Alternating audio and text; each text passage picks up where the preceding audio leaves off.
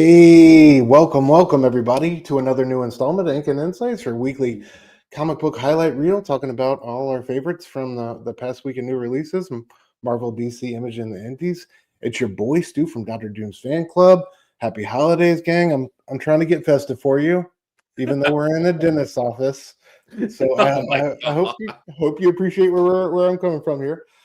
But as always, I'm joined by my boy E from Nine Panel Grid. E, how you doing, brother? Good to see you. Dude, doing great, man. It's been a good week, since our last episode here. Had some time to catch up on some back issue Indeed. reading. Got some really cool stuff that came in through the mail that, maybe we'll talk about later, like Yeah. later. But yeah, it's a good holiday season, man. Whooped up on the Browns. Doing work, man. Doing what we're supposed to be doing. And it's so good to see. Now, Saturday. We got the pack this weekend. Gabe, I know you're watching either tonight or tomorrow night or whenever. We're coming for you, bro. Rematch. Can't wait. Yes. Hope we get the dub. But yeah, man. I'm hoping for way more than the dub, but I'll take a dub. For sure. Yeah. It's nice to be on top in the north, though. That's kind of crazy considering like where we're at. But regardless, I'll take it. So yeah, man, how you been? Yeah, How's the week been? Everything's solid, man. Got my comics today. Read a couple. Very pleased with what I've read so far. Right? Solid week, big week. Dude, yeah. I'm on paper, it looks ridiculous. Yeah. Between some of my favorite books that you already know, like Kaya and the Power Fantasy, then we got Die Loaded and a handful of other ones. I haven't even read what I think is the cream of the crop, Sacrificers. So, dude, it's gonna be difficult come recording time for picking my best comic of the week, but we'll see what comes up on top. Yeah, dude, I'm excited for Arejo on Sacrificers. I'm excited for him to. It's kind of crazy that I'm excited for a fill-in artist to return to a book, but like the preview pages I saw from him look glorious, and I'm so ready for the story he's going to tell. That's the Giant Generator difference, man. That's what Rick Remender and crew can bring to the table, man. You get excited over things like fill-in artists. That's crazy, but he does it right. Yeah, indeed. He's a one-on-one, man. We're really fortunate to have that brand and that imprint around these days. Yeah, absolutely. But real quick, let's say what up to the chat before we get into business. We got our boy Nick in the building. Happy new comic book day, brother. Oh yeah, it's a great one. Good to see you, man. We got Rogue in the building. What up, bro? Good to see you, brother. Hope you are well. Templeton, what up, bro? Hope you were doing well. Hell yeah. Happy new comic book day. Joker, I don't even know her. Wow. Nick's starting early tonight. Already starting with the shenanigans. I respect it. James Phelps in the building. What up, brother? Good to see you. James. Good evening. Hope you're doing well, man. Thank you for coming through. Who else? Oh, we got Rooster in the building. What up, bro? Last week I said I had the Pats as my side chick. I meant the Packers. As soon as I realized I made that goof, I punched a hole. Well, I hope not. But yeah, dude. Congrats, man. And thank you. Thank you for taking care of business against Green Bay. Shout out to Denver. Heck yeah. Denver did a solid for sure. Absolutely. What is this I hear? Say it ain't so. Simpleton's been like he's been dropping knowledge in the chat like every single episode. So I hope Sacrificers is not ending at 21. I know. I take him for his word, but that would suck. But it doesn't feel like it's ramping up towards an end, though. I mean, like there's been such a story arc that's gotten Pigeon to where he's at right now, and Saluna. Yeah, but I don't want it to go away. I'm not ready for that. Yeah. We got Omega in the building. Station brother, good to see you. Thank you for coming through. Hope you're doing well. Happy new comic book day. Pete in the building. What up, bro? Good to see you. Thank you for coming through. Speaking of, we got solicitations through 20. I don't see anything about 21. Okay, so all we could do is cross. Don't do that to me, Simpleton. That's not. Well, speaking of Simpleton, though, I did just see something. So I said I picked up Kaya today.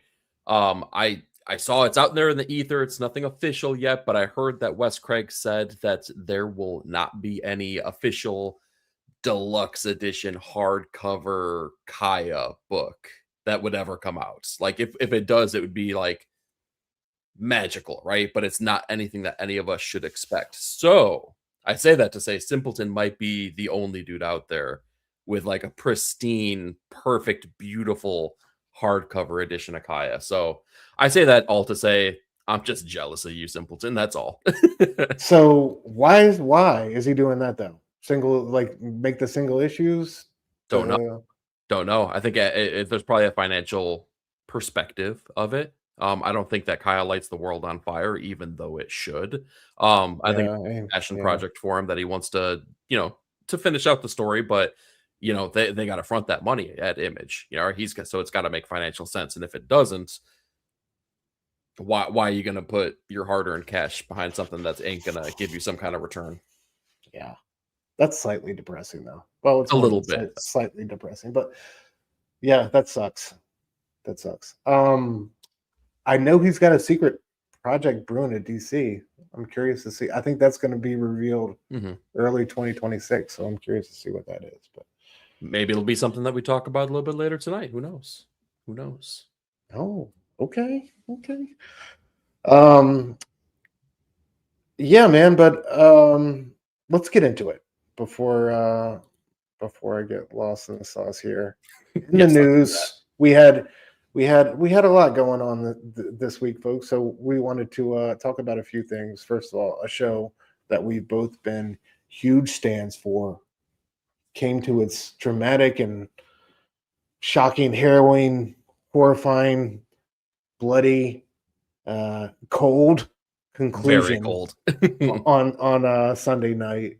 Welcome to Derry had its season finale, and it was everything for me personally. This series, so coming into this, kind of an It fan, love Stephen King. It's kind of been 1 foot out, I guess, 1 foot in with the It thing. This has made me a full blown fan of the franchise. And really, you were 1 foot in, 1 foot out.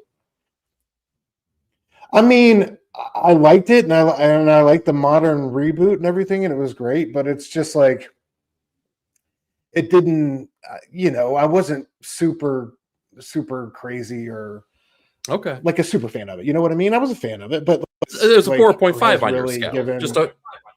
It was real low. Listen, no, I think all the both of the It rebrands have been 5s, I would say, like 4.5s, 5s. I think they've been pretty immaculate. But yeah, I think this is just like really further that, and the way it connected to like all points of the Derry universe, the Derry cinematic universe, or whatever they're calling it, I think was incredible. But yeah, the performances of these kids, Skarsgård, of course, coming to his own again, and really just adding to the backstory, the origin, the myth, the lore of like what It and Pennywise really is, and just like always having incredible like scary moments every episode. But like then once Pennywise showed up, I think in episode 5, after that, like the volume was just turned to tilt, and they didn't take their foot off the gas, man. And it was just a brilliant crazy ass ride through and through. And it said had so many things to say about race and growing up. Like we get attached to all these kid characters, but there's also like all this stuff going down in like the socioeconomic sphere of Derry, and like where we were at as a country at that time, and obviously like how much we've kind of like stayed the same in that respect. And so like all those things are working with you, like the black flag getting torched and all that was just, I just felt like all the feels throughout this season. It's something I'm still processing, but I just think it was a huge success, one of the best TV moments of 2025, and I was glad I was there every step of the way.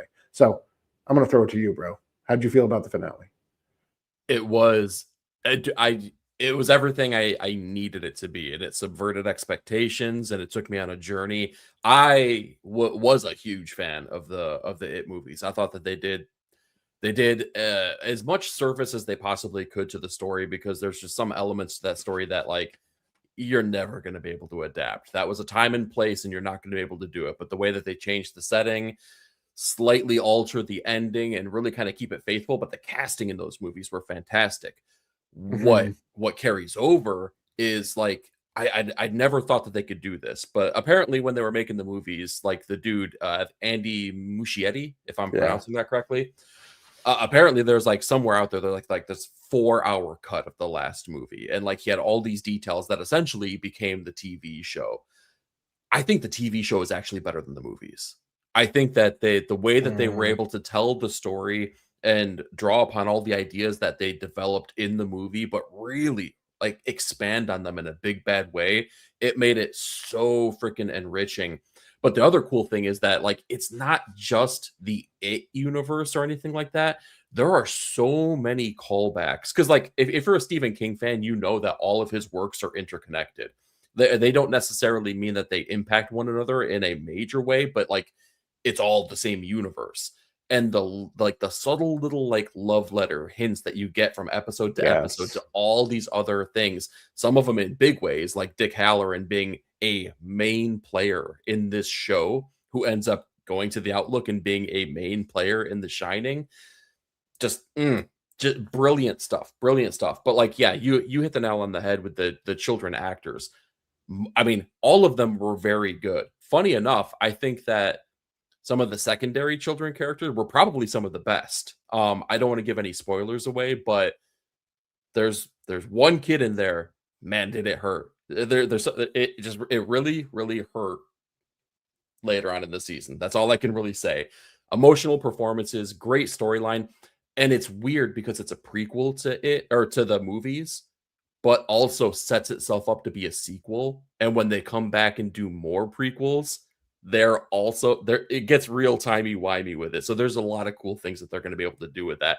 And that doesn't mean there's time travel involved, but if you watch it, you'll know. But I loved it. I absolutely loved it. I think it's some of the best Stephen King adaptations that we've seen to date.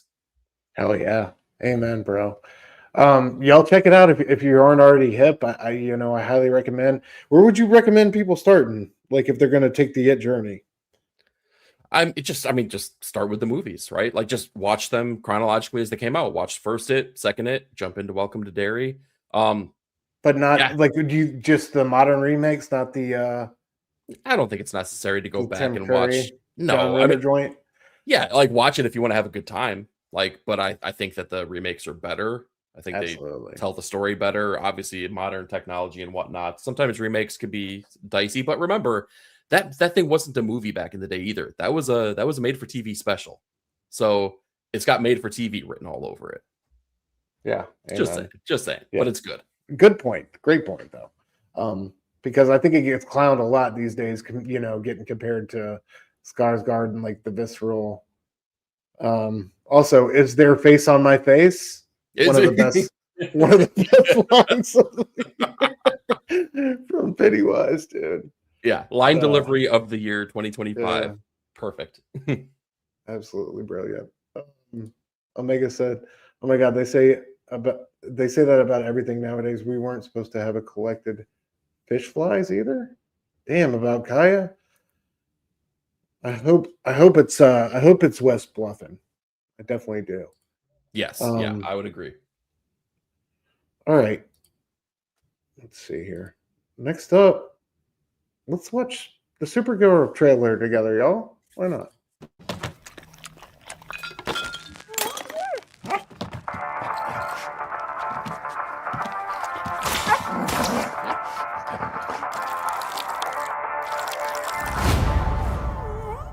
You managed to get most of it on the paper this time. Good job, buddy.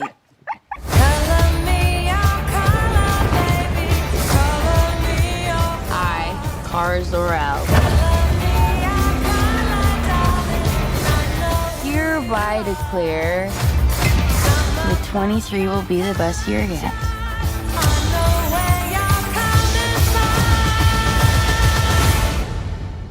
Let's be honest, babe, it's not a very high bar to clear.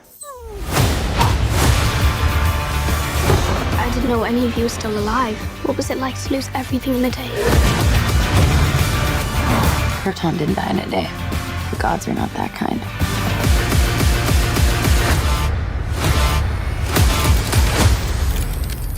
Okay, this does not look like this is gonna end well.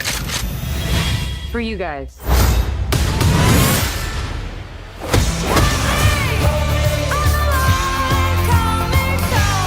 Do others on your planet have powers like you? No, it's a pretty small group of 2.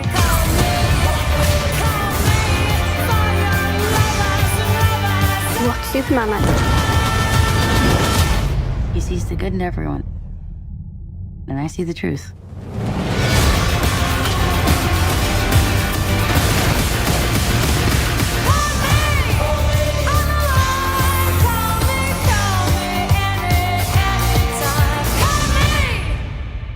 Hey, let's go. Dude. All right.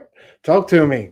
How you feeling? What a needle drop first, okay? Like, yes, right. what Blondie? a great like you're always good in my book if you're going to come with Blondie. I don't know For if that's real. James. I got to feel like that's James Gunn's call, but regardless, whoever. Maybe. Well, Like, it feels like his influence is all over this, like fingerprints, Mhm. right? But like, you have to give credit where credit's due because it's not him. Like, he's over the studio. He's not directing this though. But man, like, it's so hard to not say this feels like it has that Guardians of the Galaxy energy, man. Like this. Yes. This trailer, I'm usually not one that gets hyped for trailers. And I gotta say, trailers recently have done nothing for me, including kind of like the Superman trailer, including the Fantastic Four trailer.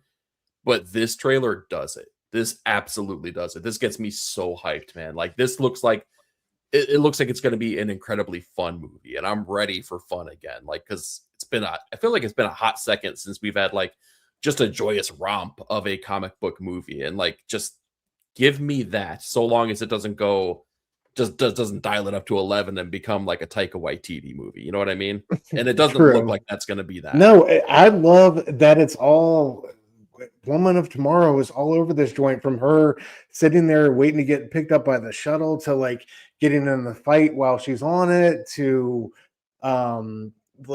we see Krim or whatever this version of Mateus Schoenhardt or whatever this version of Krim is going to be. It's dope that they're putting Lobo in here. I can see making that work, no problem. But yeah, I hope they kind of stick to that true grit essence of Supergirl and Woman of Tomorrow, and it definitely looks like they're planning on doing that. So like, I'm here for it every step of the way. Like you said, dude, got me with the soundtrack. Action looks great.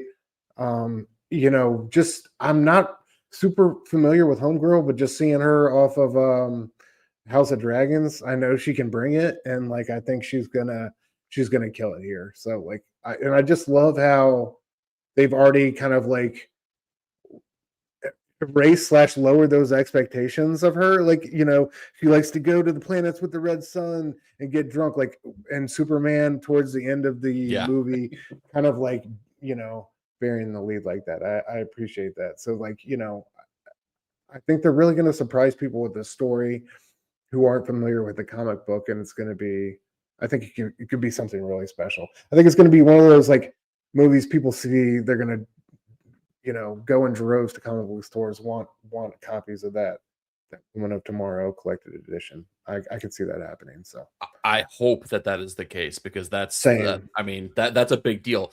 Plus, at the end of the trailer, I'm not sure if this clip got it, but when I watched the trailer, at the very end of it, it had an advertisement that said, pick up Woman of Tomorrow at your local comic book store or something like that. So like, bravo. They've been great with studios. Yes. They've been great, like with putting the book recommendations at the end of the trailers. Even with Superman, he was doing that. So yeah, dude, and like I think it was issue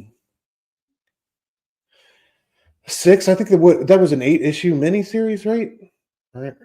Dude, I haven't finished reading it. I started it. I haven't gotten through it. And I blame Tom King for that, because there's a lot of what I really love seeing in this was them talking about how she dealt with like the loss of how her experience was so much different than Kal-El's. And like, my favorite issue in that run is when Tom King kind of talks about her origin and how she's literally nailing down these like metal plates on the surface of the planet to stop the radiation from getting in and making everybody sick. And like, as the population, like the planet over, like gradually like gives up the task, she's the only one that keeps going. And like she keeps hammering these plates, and it's just incredible the way King tells that story. And I remember him talking in an interview with Comic Pop about how like the editorial made him rewrite that particular issue, and how it really challenged him. And I think like seeing that so prominent in the trailer gives me great hope for this movie. So well, and there's that line that she delivers in there too, talking about like, Clark sees the best in people. I see people for what they are. And that's very telling for the difference. Like Clark was sent off, he escaped the dying planet, whereas, she did, yes, but very differently. Right. Like she had to endure all that trauma over and over again. So like, Yeah. I just like always love that more weathered, more like less naive, more like world weary version of a Kryptonian that she's kind of, carried on her shoulders. And I think that's great that they're following Superman with her. So yeah, exactly. But also not like cynical and jaded like the Zod character or something like that. Right. There's still like, absolutely, it's hopeful but different. And and seeing Ruthie in this, like knowing that little girl character is going to be there, and there's going to be a, she's out to right or wrong at the end of the day. Yeah. Krem killed her father unjustly, and she's out to right that wrong. So yeah, I can't wait, man. Looks incredible. Yeah, I'm here for it for sure. Like Pete said, Krypton did not die in a day. Exactly, man. It's great seeing that right there in the trailer. All right. Last piece of news for the night, bro. We got our next level little preview here. Let me pull up my article. So this was introduced back in October at New York Comic Con. The next phase of the All-In Initiative, Next Level. At the time, we got the reveal that a new Batwoman series from Greg Rucka and Danny would be among the first offerings. But dude, now we've got a bunch of artwork, character designs and stuff from a bevy of artists and these titles. First up, dude, you posted it in the back chat earlier in the week. Can we talk about this Jorge Corona Lobo cover? Dude. Oh my God. Isn't that just like perfect? Oh. It's unreal. I'm here for every single part of this book. Scotty Young, I'm just, so happy to see that dude return to writing on a big stage. And I think he's just such a master of characterization. I can't wait to see him and his voice for Lobo. I think seeing him at the conventions and like he's a party animal. You know what I mean? Like he really is. Like dude is a rock star in the best way. And I just can't wait to see his voice for Lobo, bro. That one is without a doubt first and foremost on the shelf for me. Yeah, I was listening to an interview that Scott Snyder was doing just before coming on here, and he was talking a little bit about this initiative, the Next Level stuff, and he was saying like Scotty's bringing something he's never brought before, basically. Like this is not leveling up necessarily, but like a different flavor, and we've kind of seen that over the years too with his own The Me You Love in the Dark. No, wait, it wasn't Ain't No Grave. What was was that? Yeah, Ain't No Grave. That was him and Jorge. And then Strange Academy, dude. The way he handled all those different kids and like them together. And I thought like that was really a step up and leveling up for him as a writer in that book. Yeah, exactly. Like I'm really, really excited for Lobo, man. And that's crazy because it's kind of like a Deadpool-esque character. Not fully, but like it's kind of in that vein of where it's like, a little bit slapstick, a little bit over the top. And that rubs me the wrong way most of the time.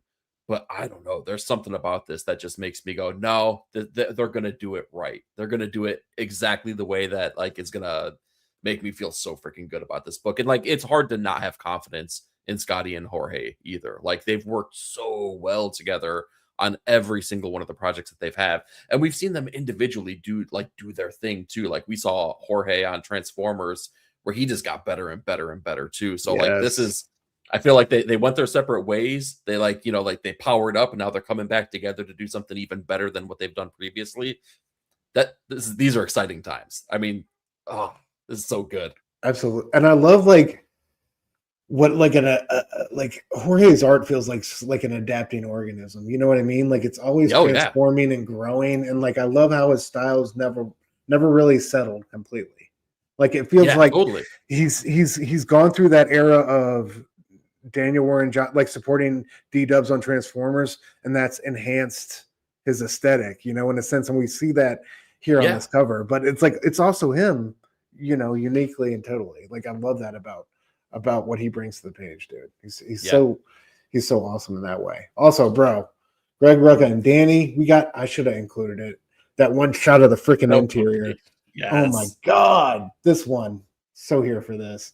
I know you know, Greg Rucka has a history with the character, but you know, Danny, I can't wait to see Danny do Batwoman. Yeah, like talk about, I mean, it was right there on Front Street. Like, I mean, just bring Greg Rucka back and let him cook. Because if I'm not mistaken, I think he created the character. Am I wrong? No, I think you're right. I think Katie King is his. Yeah. Yeah. So to have him come back, you know, start working with the character again that he loves, and Greg Rucka, I mean, again, everyone that's watched this show for like 2 seconds knows I'm a big fan of the crime genre of, you know, of comic books and just like fiction in general. Like, dude, like some of the work that Greg Rucka has done over the years has been like some of the most top tier, gritty, ground level, like kind of storylines that like it just resonates with me in a big bad way. So like to have him come back on Batwoman and like, you know, it's going to be a real grounded type of story with great character work and great character development. You throw Danny on top of that then, and you have her artwork delivering something DC is just they're putting together something special. Like it's like they knew that they were in first place on this race, and instead of like dialing down, they just like slammed the gas pedal down even harder, and they said like, screw you, you're not even gonna see me cross the finish line. Again, exciting times, man. Like DC is just they're cooking. They are cooking right now. Cooking with gas. So this listed as Batwoman, daughter, sister, soldier, hero. But since she was 10 years old, Kate Kane has lived in the shadow of a prophecy and the machinations of a religion devoted to the end of all things. How do you fight the devil when the devil is real? And how do you win? Batwoman, a new DC Next Level comic book series written by Greg Rucka with art and covers by Danny, debuts on March 11th, 2026. Oh yeah, we got issue 1 variants from Art Germ, Stepan Sijic, and Jorge. I love how Jorge's also doing variants for all these number ones. Like such a beast, bro. Heck yeah. How you feeling about Deathstroke from Tony First of all, I got to shout out my man Tony Fleeks for promo and his Deathstroke the Terminator post with the Annie Up remix from MOP and Busta Rhymes. Like that is supreme soundtracking right now, bro. And you just made me a fan. I'm already a huge fan of Slade Wilson and Deathstroke the Terminator as a character. I was already in the bag for this one, but that one just wrapped it all the way the fuck up. Like great call on that musical choice. And I told him so on Instagram. But yeah, dude, how you feeling about this one? Carmine D. I'm not DGM Domenico. Oh, okay. When you've had to say it because you reviewed Absolute Superman enough, it gets real easy. Thank God for you, bro. Thank God for you. Oh, yeah. How you feeling about that one? Dude, I'm stoked, man. I think that Carmine's artwork has been really good on Absolute Soups. I've liked what they brought to the table there. Tony Fleeks, like, I have not read everything that the dude's done, but everything I've read, I've really enjoyed. So I don't know what he's bringing to the table for the character of Deathstroke, but I'm here for it. Like, all of these things get a pass because DC's doing great. All of these things would also get a second pass because the creative teams like entice me enough. They get me really interested to find out what's the deal here, what's going on. But again, like you put that magical thing together and it's like, okay, like you got something special working. Like, and even if not every single one of these hit, you got to give them kudos for like, you know, just getting behind the thing and letting them cook. Because the other cool thing about this is that the initiative behind this is really as a jumping off point. Like it is in continuity, but it is not beholden to it. So like, you don't got to know this, that, and the other. You don't got to know all the history behind these characters to enjoy this. This is a jumping on point, which is going to be really important for some of the characters that they're working with. Because like we see Batwoman and Lobo and Deathstroke, and they're fairly popular characters. So there's going to be some people that have background on them. But then we're dealing with Firestorm. We got a Teen Titans book, Zatanna. The Etrigan joint. Like, the Etrigan, yes. Like exactly. I love it because Snyder went to these creators that he loves, like both writers and artists, kind of just pitched them on. And I feel are inspired by those decisions by these creators to come over and, you know, tell a story that they have passion behind. So like, it's not like they stuck these random characters with these folks. I feel like, you know, here's a list of people or folks we're thinking about doing. Does any of these hit you a certain type of way, or do you have an idea? And then just kind of went from there organically. I got it. Like we were talking about it earlier today.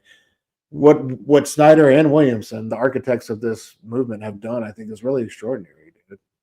And yeah, Snyder's vision with this, the absolute universe, and his just knack for knowing what works. And I love how this is going to be in continuity, but also built for new readers. Like just kick-ass, awesome stories about, you know, DC characters you might not be familiar with, but like think about, you know, guys my age that were growing up in the 90s know about Lobo, but I haven't seen a Lobo comic in a minute. They hear about this one or something like that, and they're able to like come back onto it. And I think you can, you know, going up and down the line, you can point to, you know, circumstances where that can happen. So I just love the initiative. I love the ambition. And I love the vision of like Snyder, Williamson, DC, you know, the whole direction they're moving in. Just well, and I just listed off some of the characters that are going to be involved, but the creative teams, some of which have been revealed, some of them haven't. Jeff Lemire is going to be another person on one of the books. Javi Rodriguez, Jamal Campbell, Mariko Tamaki, James Herron, Kyle Higgins, Joshua Williamson. Let's see here. Michael Walsh. Let's see here. Rafael unreal, dude. It's unreal. It's Jeff Lemire and De La Torre are working together on something. Is that the team up? Okay. Yeah, that's that team up. Dennis Camp is on another book. Yeah, there's a ton of people, and I would be willing to bet this. So this is where I was saying we might talk about this later. I'd be willing to bet Wes Craig's Secret Project probably is in line with something that's coming out with this. I would, if I were a betting man, that's where I'd put my money. Because I think they have extensive plans for a rollout here. So yeah, I can't wait for it. Yeah, good stuff coming from DC. Absolutely. I was gonna see. Okay, yeah, we covered them all.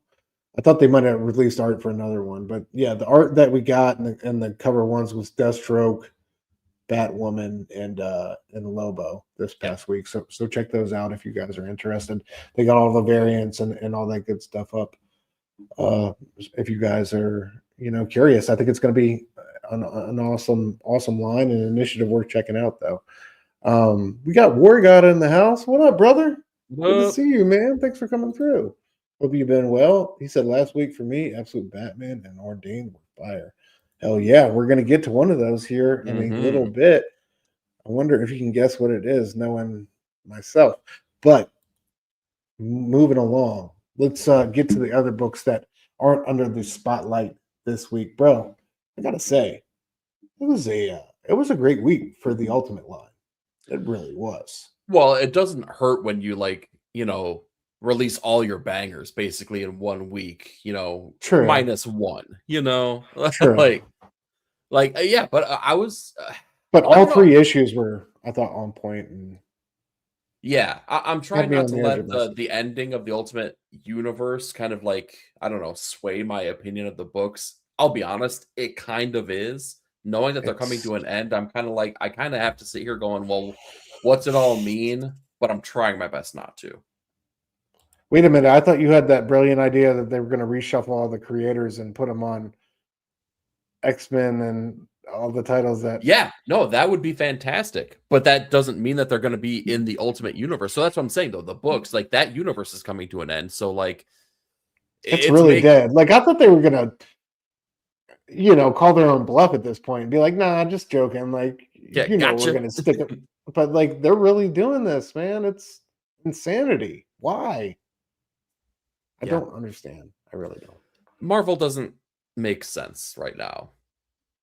It just doesn't. Ultimate Black Panther, though, here's what I'll say, and I'm just echoing something I said in my weekly review. Ultimate Black Panther is sneakily the best Ultimate book from start to finish, in my personal opinion. I feel like Ultimate Spider-Man has reached higher highs, but also lower lows. I can agree Ultimate with that. Black Panther has been so consistent all the way through, and has really done a fantastic job with the character. Yeah, whatever. Okay. I'm just kidding. I'm just saying, bro. I mean, they brought the pulse down a little bit there around like the midway point, but I think I can agree with you. Like, I can see where you're coming from, at least on that one. Yeah, and like I said, it didn't reach the higher highs, but definitely didn't reach the lower lows either, man. Very, very consistent book all the way through. Like the last 10 issues or so, they've been cooking. That's exactly. They've been really exciting, and it's been building up towards that the entire time, right? So absolutely. And that one, like this, like that's what I was saying. This issue, I was reading with bated breath on the edge of my seat, like it was all action. The Voodoo Khan, Storm, Killmonger, Panther went like Mech Warrior on him, bro. Like, why not, dude? That was amazing. Yeah, it was sick, and he was squint. I love when the his enemy was trying to oh, you can't pin us down. We're ethereal. We can move, and he just starts squishing them with the Mech Panther. That was a super dope scene. Ultimate Spider-Man, man. What'd you think about that one? We're attacking Kingpin's place of power from multiple angles. Peter's engaging Kingpin, Mr. Negative. Meanwhile, Black Cat and Richard, his son, are trying to infiltrate and get to the Maker's nodes and drop a virus on there, but that all goes horribly wrong. And Harry, we finally get that line in the sand between Harry and Peter, dude. I thought that was especially poignant. Also, Chiquetto's rendering of Mysterio, like post Gwen's death, has been fucking awesome. It's this creepy. Mini-armed, mini-skulled. Oh my god, I love it, dude. Anyway, what did you think about this issue, bro? Can I be honest? Yeah, talk to me. Kind of mad. No, yeah, kind of. Okay. What is the grand threat in this book? Because they've been going after Kingpin this entire time, and he whooped their ass. Otto. I feel like it's Otto at this point. We got one more issue, dude. We got one more issue, and you're telling me there's a secret villain at the end? I don't know. Yeah, I don't know. I feel like whatever Otto's given to Richard to put in the Maker's nodes is not what he says it is. I feel like this book, it has a lot of really cool ideas that need to be explored in 50 issues, not 25 issues, because they're not going to be able to put a bow on it that feels satisfying. They haven't been able to develop the villain characters besides Mysterio and maybe Kraven in a really satisfying way. Kingpin feels threatening, but it's not necessarily earned. I don't know what his deal is with the cabal of villains that have been ruling the world with the Maker. It's just said oh yeah, he's kind of like the level below. Okay. It's just none of this really does anything for me to get me really excited besides it's pretty artwork. It's good dialogue. I feel like the characters and what they're conveying works for me, but the overall story, I don't know. It's really, I feel like, fallen off the path in a pretty significant way as the series has gone on. Got me excited, and then just slowly but surely has just drifted away, man. Yeah, no, I feel you. I mean, it has ping ponged all over the place, and it's felt like the whole direction for this thing has felt just bizarre. I don't know, directionless. Yeah, it's not when you look at all these books have been great on their own, but when you look at them as a cohesive unit and who's carrying what what plot point or storyline like forward. It's just I feel like Camp and the Ultimates is doing all the work, and all these books are just kind of existing, with the maker in the background, right? Like, but like at least with like Ultimate Black Panther, we knew that it was we knew it was the Moon Knight character and Sun Ra as the main villains, and then that gave way to the progenitors, but it made sense. We understood the villainous characters. We knew exactly why Black Panther was going against them at every step of their journey. In Ultimate Spider-Man, it's just like, okay, well, Craven kidnapped them and, maybe kind of sort of shot Harry. So yeah, that's bad. So like he's bad guy. But like, again, Kingpin, I got no idea why I care about the fact that Spider-Man's trying to take him down, that Ben and Jonah what did you think? Like, down. I thought it was curious they did the Uncle Ben and Jonah reveal and didn't tie it into the Ultimates network or some shit like that. Like, why are these missed opportunity? Like, exactly, because like haven't the Ultimates been, pulsing or installing their apps and trying to get the civilian population on board for all these months? It just felt like a weird overlap that had no synchronicity. I don't know. Yeah, and let's not forget that that's where the story started. Tony gives, Peter the thing that gives the spider bite and gives him his suit and everything. He's like, you're going to be part of the Ultimate Initiative. Bye. And then that's it. And then they've had there's just been no interplay between the titles or anything. It's crazy. And now we're coming to an end, and it's like, I just know, it sucks because okay, I gotta address this real quick. No one even bothered to read the I didn't, bro. I'm sorry. I did, and I stopped. You know why? Because it wasn't that great. It really wasn't. It was a Miles road trip that didn't make sense, and it was another thing to derail what could have been a good Miles book, but they wouldn't let Cody cook because it's another thing. It's another event that totally screwed the actual Miles Morales Spider-Man book. So, no, I did not. I tried. I tried. We got Gabe in the building. Gabe, what up, bro? Going down this weekend, by the way, but we love you. I love that. I read the first Incursion issue and decided to leave it there. Didn't like it at all. Yeah, I mean, that sucks, dude. And it had all those big names attached to it. Like they know better. They should have done better. It's just, and it's like, it gives me, I don't know. I'm just waiting with like, horrified anticipation about like how they're going to land all these planes, which books are going to suffer, which books are going to have to, carry the weight of the main plot line. I'm guessing it's going to be Ultimates, but like, how are they going to bring all these together in the end? It's just going to feel so forced. And yeah, I hope it is the Ultimates that has to draw it all together, because I have faith in that Dennis Camp can do that. Yeah. But we'll see. Like, it just feels weird for me to be like, yeah, I'm ready for the Ultimate line to end, I guess. Maybe I'm just ready for it to die. Maybe I'll be satisfied with that.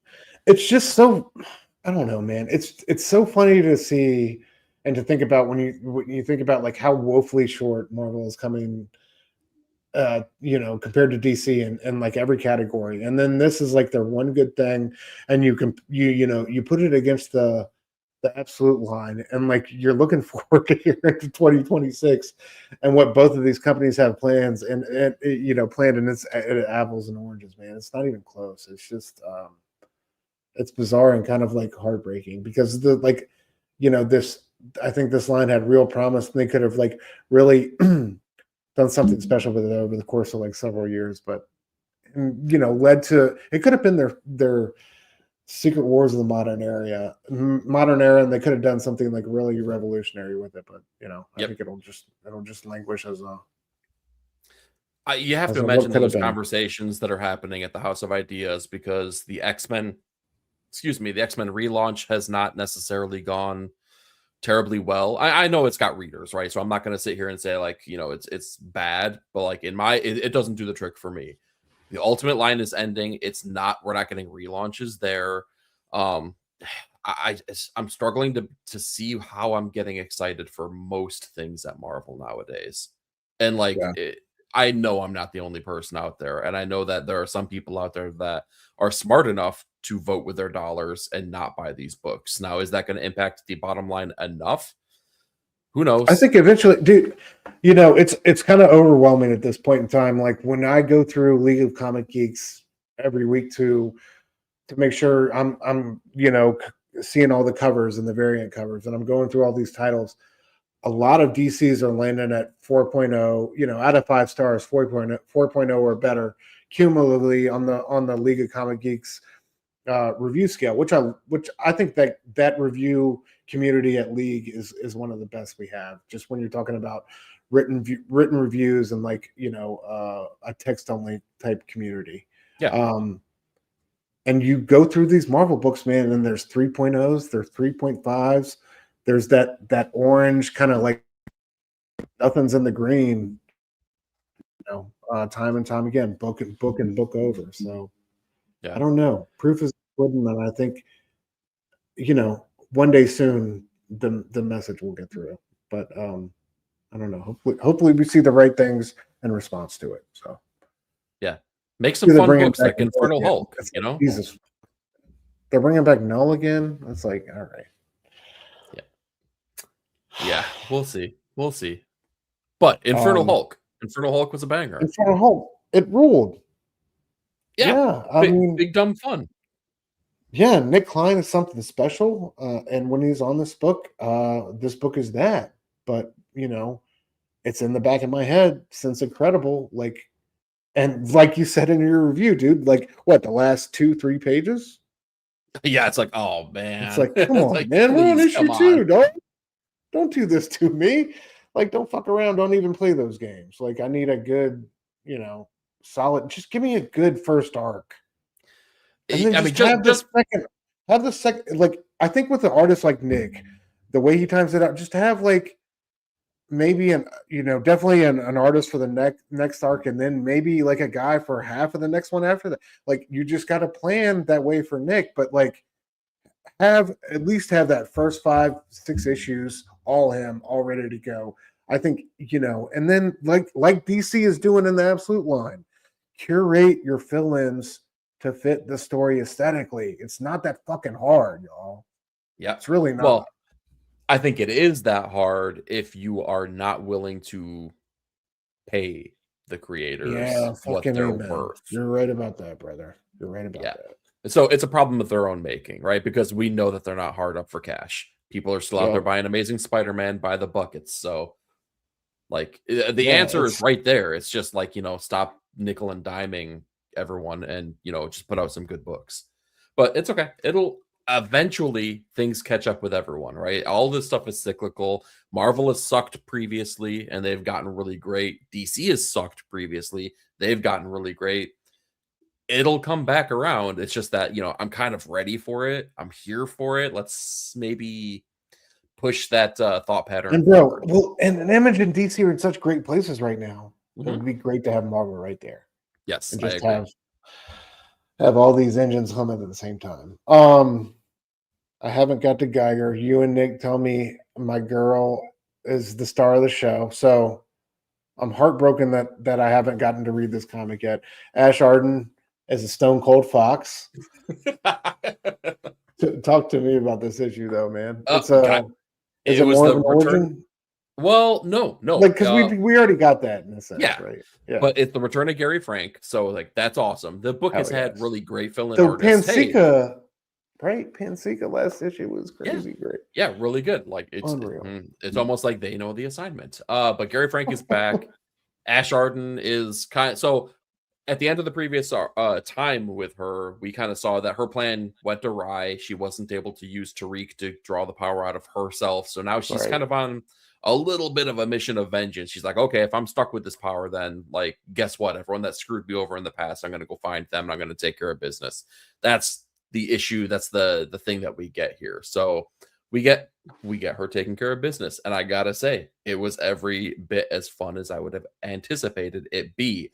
Plus, each one of these series, the unnamed universe is just getting closer and closer and closer to being a cohesive thing where everyone's playing at the same time in the same book in the same sandbox. this issue, without giving too much away, does more of that. It's just another reason to get more and more excited for it. So, like, get off your ass, Stu. Go get this book, for God's sake. Your girl Ash is ticked off at you. Like, no excuses. Yeah. No excuses. Apologies. Ash, I'm sorry. I'm sorry, babe. I'll be home soon.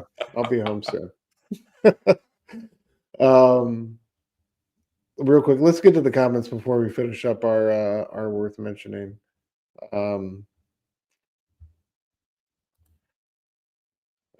We already covered Gabe. Nick says, just think the Ultimate Universe wins soon. Then what? Exactly. Yeah. Omega says, I can't wait for it to die so I can get Marvel. I mean, I can't even be mad at that. I love that, Omega. Nick says, meanwhile, on the Absolute side, Snyder said that Absolute Bats is heading towards its Empire Strikes Back arc for Bats. Hard to believe that it'll get worse for old Bruce. Dude, Dragotta and him are contracted through issue 35. Didn't you just tell me earlier Eric Canetti is going to be illustrating the Poison Ivy arc? Like, come on, yo. They're just different. Gabe says it is depressing going through stations. Yeah. Pete says Marvel needs new leadership. It feels like constant resets, and it feels like they give no freedom to the creators. I like Marvel, but these last few years have been no good. Amen, brother. Check. Yeah.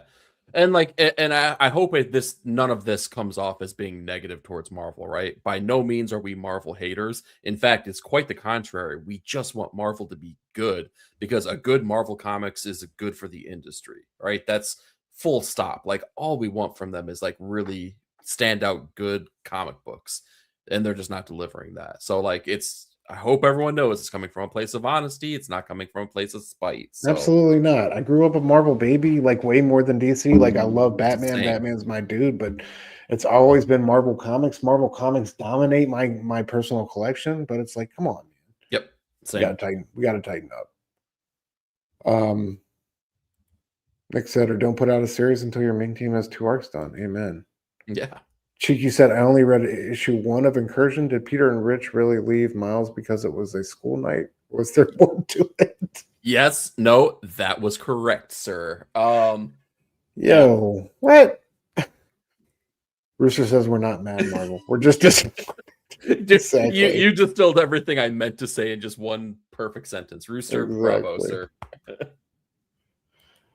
Do better. All right. Sorted Crisis events, issue number 7. Yeah, Nick was looking for an explanation on this. So, Stu, why don't you go ahead and tell the people what this issue meant? I mean, this issue deals with a dude who is constantly dealing with the appearances and the subsequent burden of disposal of like dead versions of himself, right? They pop up everywhere. Even at his, what is it, like the ice cream spot or whatever, his one sacred refuge, they pop up in like the food window, like a dead body pops up in the food window there. I think this one was different in that it was the most like issue 1 that we've had since like the series has started. As far as this one was just a straight up like weird ass time anomaly issue, right? It really didn't dive into, I think, like it didn't use temporal displacement as like a template to talk about some aspect of the human condition. This one was just really about some bizarre time shit happening to you where you're just getting dead versions of yourself rained down on top of you. I think there's an element there of like versions of like what could have been, what should have been, what might have been there, that you could explore. But it kind of felt like he ran out of gas towards the end, storytelling wise. And it just kind of, I don't know, it didn't land with that punch that I guess the other issues have, right? It could just kind of like, it kind of meandered into, just kind of doubling down on the premise that it had the whole time. So I thought we were going, somewhere else or somewhere a little deeper, but I feel like Camp kind of stayed towards the surface on this one. Well, yeah, I guess you could. I mean, knowing how this book has been and the level of writer that Camp is, like, you could take it one of two directions. It could be face value, what it is. It is what it is. It could be that it's a very open-ended kind of book. Explore your feelings, kind of imprint yourself on this character, and like what you take away from the events that are transpiring. But it's very, if you're going that route, it's very open-ended because there's a lot of different things you can explore. This could be. Well, heck, I mean, we've even talked in the back chats, like, what did you take away from this? And like, I think we came up with a list of like no less than 10 things that it could be, and maybe it's a mix of those things, but it's like it could be that the dead bodies are presenting themselves as a way to say like the burden of everyday life is just like piling up on him, like physically as opposed to metaphorically. I was surprised of like how many of them looked like just like him. There were like towards the end we started like we got the one that was like a cross dresser who looked like Dolly Parton. Like I was expecting that's right. like more radical versions of himself would start appearing. But it was like more, I don't know, more or less the same through and through. That was surprising. Yeah, and it could just be different paths of life that you take, right? And as you make choices, each choice that you make kind of kills the possibility of that different path that you could have gone down. So that's another idea that you could say. Like, I mean, you could just say, the dude, like his reaction towards everything is very much like a little bit like Eeyore from freaking Winnie the Pooh. Oh dear, whatever. It's all gonna happen anyway. Like, so you could say like he's dead inside, therefore he's being presented dead versions of himself. But the thing is, none of it has a lot of clarity that makes one of these ideas really stand out. So again, like that's what leaves me saying like maybe it's just like whatever you want to take away from it is truly the path to go. But it could be any of these things, right? But it kind of does make it a little bit frustrating because it's hard to put a bow on the story in the way that we have in almost every other issue. There wasn't that message. There wasn't that. I don't know, that vision behind a thought pattern that like really drove the idea of the book home. So it was a good issue though. Yeah, and I do like how uniform and like kind of like the same like the response has been from the world, I think, in each of these issues, right? It's like kind of like uninterested, uncaring, that bureaucratic nightmare, no matter what the issue is we're dealing with. I think like the world's indifference is always like right there on center stage. So I do appreciate that. Cheeky has a great question. If I were to read one issue of Ace, what issue should it be? I would say 5 or 6 personally. I don't remember. Go ahead.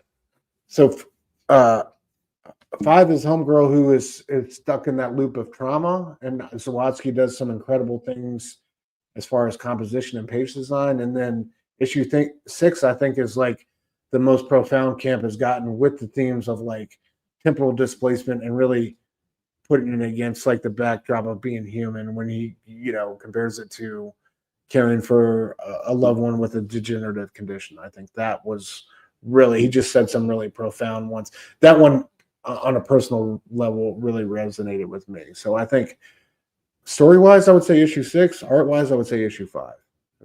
How about you? Yeah, it's one of those two for sure. And I feel like it's, it may be a question of like what stage in life you are yourself as to which one might resonate with you more. I feel like people maybe earlier in life trying to find themselves and find their own path and in this world, issue 5 might be that issue that it's harder. People later in life, maybe people that are married, people that are in very serious relationships, things like that, issue 6 might be the one that hits harder. I think they're equally as good from every perspective. They play with a lot of different things with the layouts of the pages that look fantastic. The message, different than what we talk about with the newest one. Very clear, very resonant though. Like it's not just the clarity of the message hitting you over the head. In fact, I think that there is a nuanced way that they explore it, but it is right there on Front Street in a very effective way. But it's one of those two for me for sure. Oh yeah.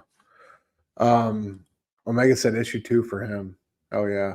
That's the one where you knew it was going to be something different entirely. Like that was the Raptor one, right? That was the Meat Factory. Yeah. Yeah. You knew it was going to be special. I'm still out here eating my hamburgers, so. Oh man.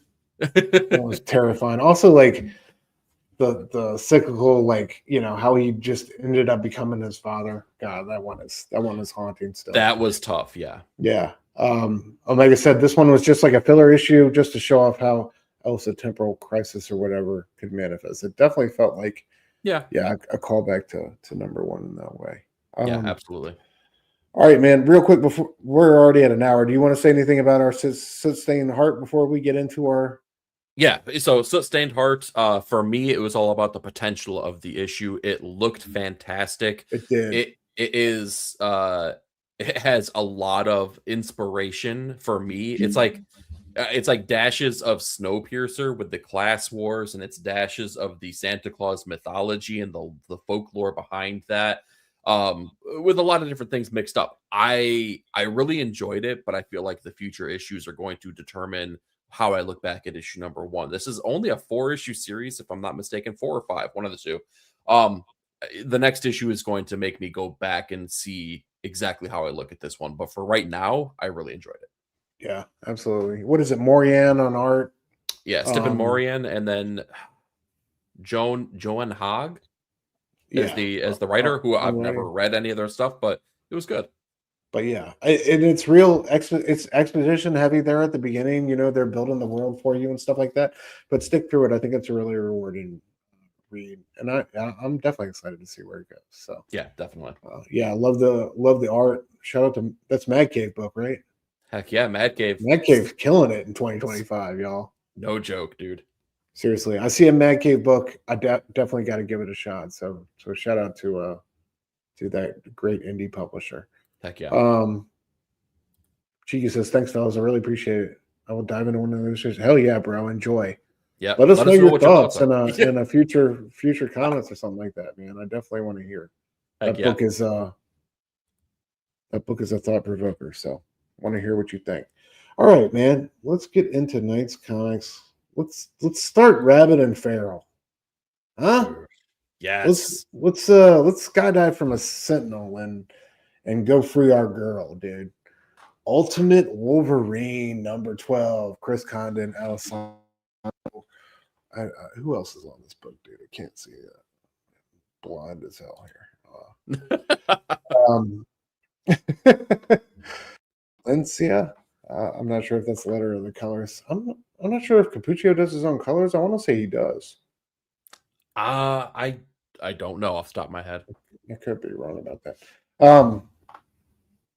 Yeah, dude. Wolverine's basically storming the complex and freeing Phoenix, despite Magic and Colossus's interference. This one was a badass balls to the walls issue. Just what you love from a Wolverine comic.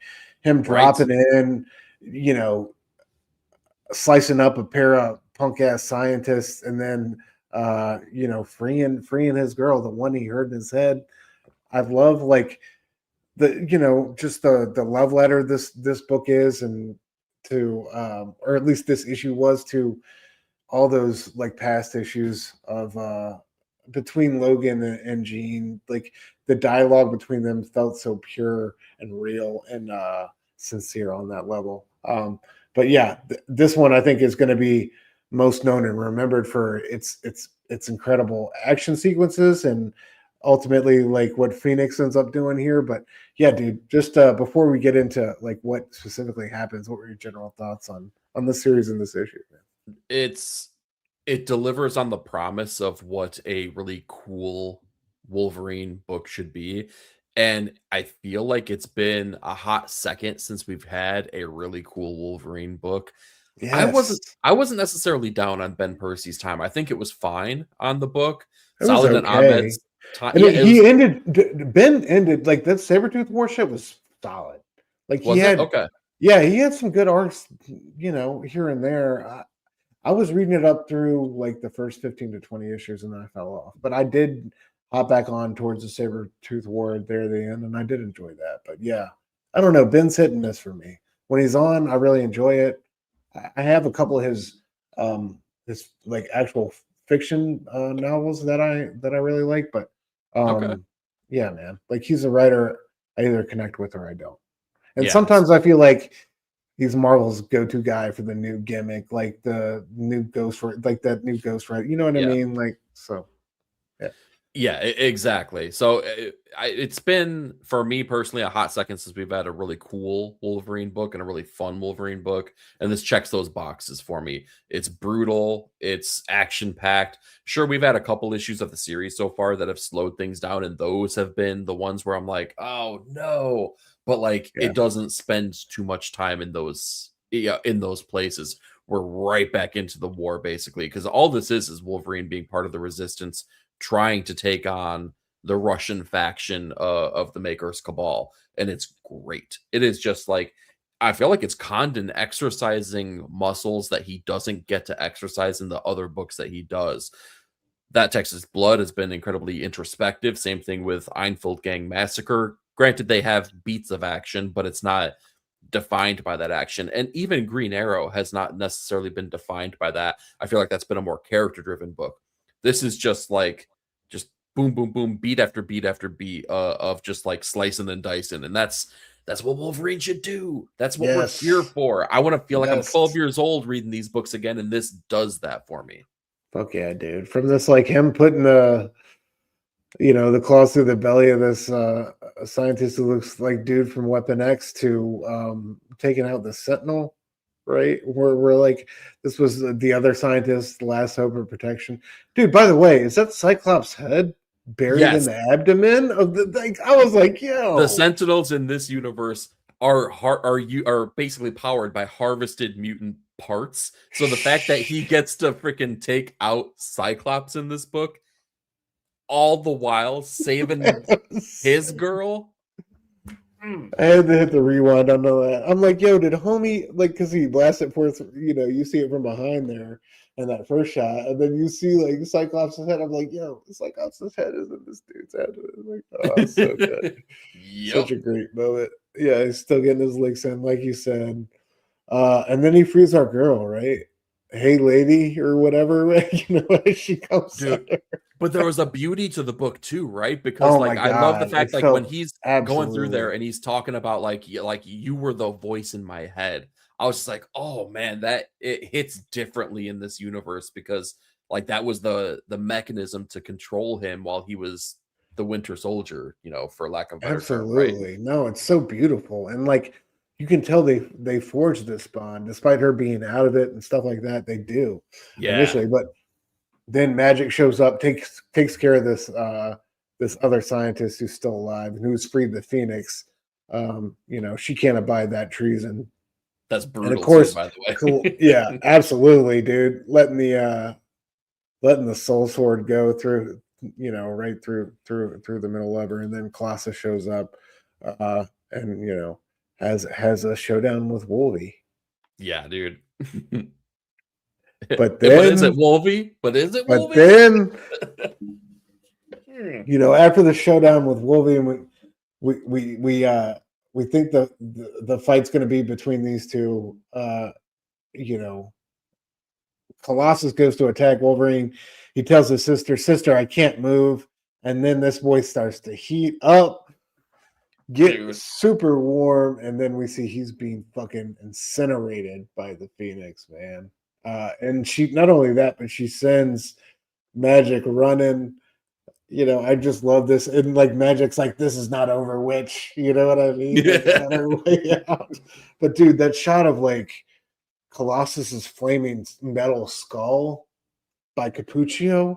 Dude, let me ask you this, because so I had this feeling as I was reading this, and I don't want to go back and talk about a series that neither one of us liked, but it's so hard not to. As I was reading this, I was just like, how did Wolverine Revenge shit the bed so hard where this did everything that series should have done so effectively? In one issue, man. And guess what? You didn't need a red band freaking label on it to do what you needed to do. That scene of Colossus melting, I don't know why I never thought of that before, but I was just like, oh, you're so good. So freaking good, man. Like, whoever had that idea, do that a million times again, because I'll keep buying that book. No, it was brilliant. And I love like the way he collapsed and like it looked like the metal around his arms and stuff was still there, but just like that smoldering skull of his. And then like I love like her collapsing in the air like this, him catching her, let's get out of here. And she's got like barely enough strength to incinerate the entire place on the way out. Like, and then they just hitch the ride on the Sentinel. I love like Wolverine's narration. He's like, having a little help is better than having no help at all. I learned that a long time ago. Just like the whole thing just felt, the voices felt so authentic. The dialogue felt so authentic between the two, even though it's like barely there. You know, Jean doesn't really say a word, but like just the way Wolverine talks to her, man, it's just so on point. And like, you know, her being present enough to save the day and incinerate the lab behind them. It was everything you wanted. So I thought this was like definitely the payoff to what you like you said, like what could have been perceived as like a slow stretch there. Yeah, it's turned out to be a very well earned storyline, right? Absolutely. Like beat for beat, things have really worked out in a really satisfying way. That's kind of kept the pacing of the series just really good. Just really good. It's gonna be fucking sad to see this one go, man. What the fuck?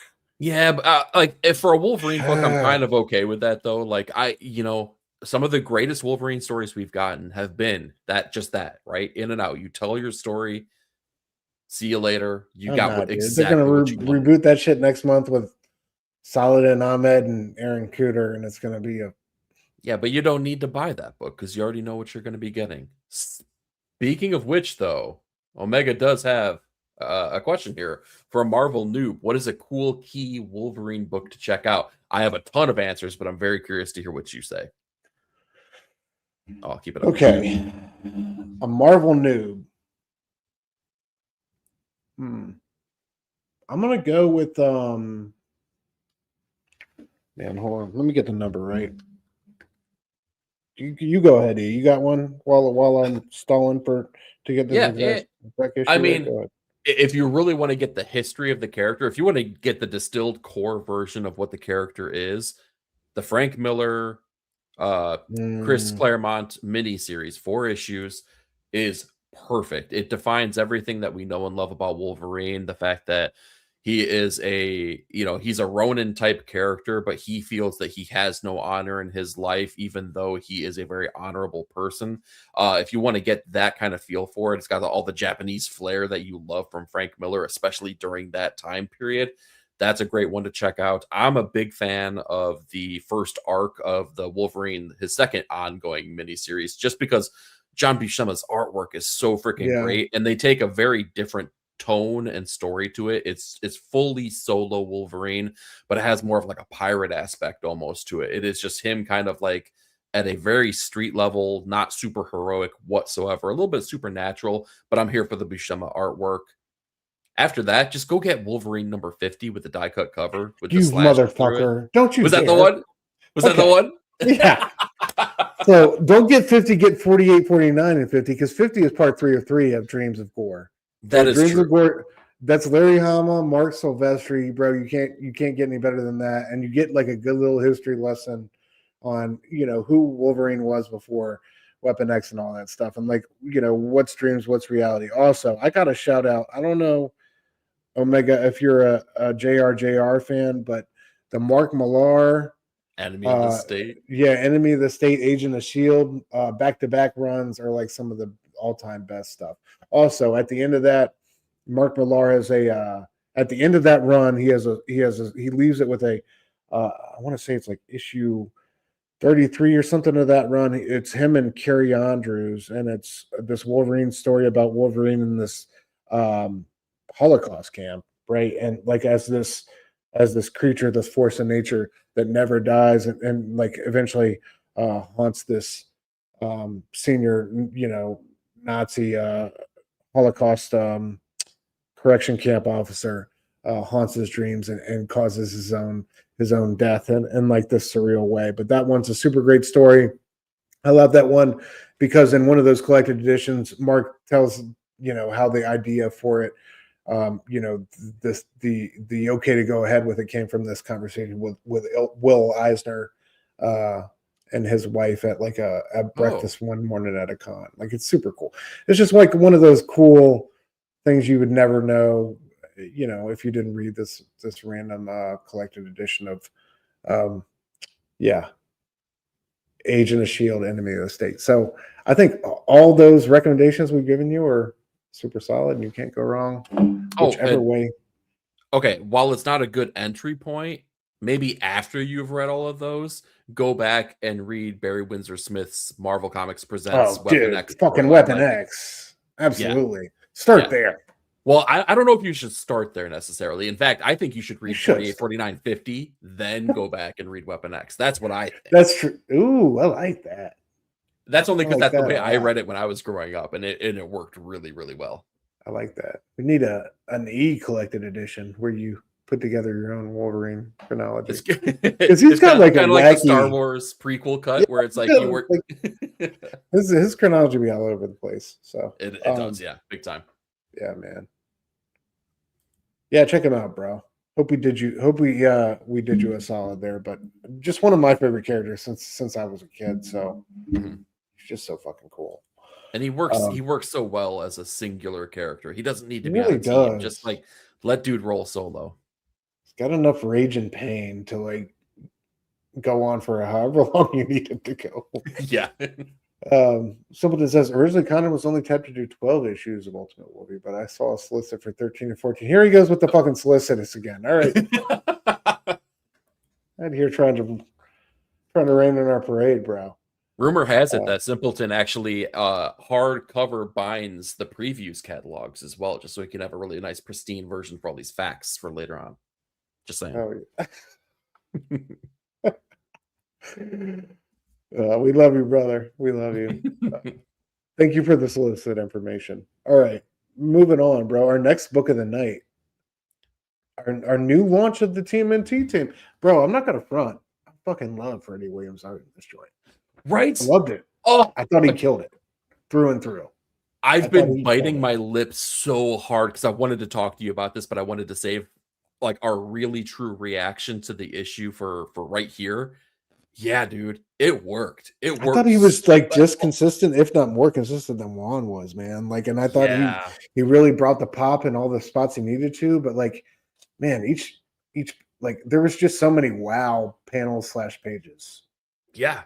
It was such a well done book, dude. I was so down over the fact that Aaron and Ferreira were leaving the book, and I did not have a good feeling about this, but I had to give it a chance. And man, was I so happy that I don't know for what it's only one issue, but man, did it really work? It really worked.